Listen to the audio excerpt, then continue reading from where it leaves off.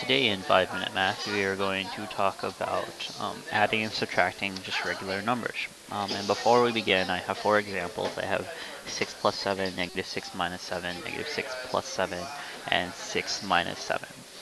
Now, if you remember back in your 7th grade math, you would sometimes talk about having money or owing money, or at least that's how I remembered learning it. So first, I'm going to start with labeling all of my halves and O's. I'm going to label them in blue for halves. In this case, positive 6 and positive 7s are both halves. In this next problem, I have a positive 7. That's a half. In this next problem, I don't have any halves. In this last problem, I have 6. Now, if I gonna circle halves with blues, I'm gonna circle have-nots or O's. I owe money with red. So in this case, I owe $6. In this case, I owe $6, and I owe $7. And finally, I owe $7. It'll be very apparent why I'm going to do this very soon. Now, notice that both of these are blue.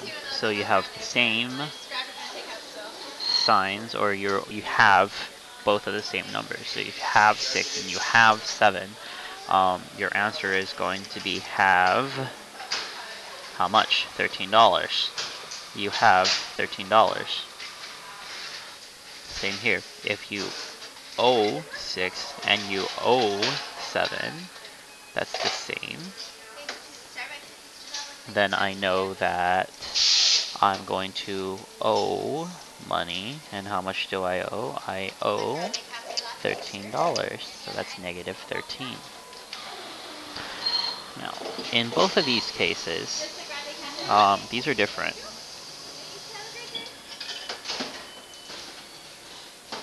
So I owe $6, but I have $7. So if I owe 6 and I have 7, do I have or do I owe money after I pay everything back? I have money because I have more money than I owe. So I have $1 left. In this case, you did just 6 minus 7, and that equals to 1. Same here. If I owe $7, I have $6. I owe more than I have. So my answer is going to be owe money. And how much do I owe? I owe $1. Same here. I did 7 minus 6. And that's going to equal to 1 as well. And this up here, by the way, should say 7 minus 6. The only difference is what sign am I going to use. In this case, whatever you have more or owe more, that's the sign you're going to use. In this case, I have more, so I'm going to use half. And over here, I owe more, so I am going to owe. If you were to ever see a problem, though, that is different. For example, negative 6 plus negative 7, or negative 6 minus negative 7.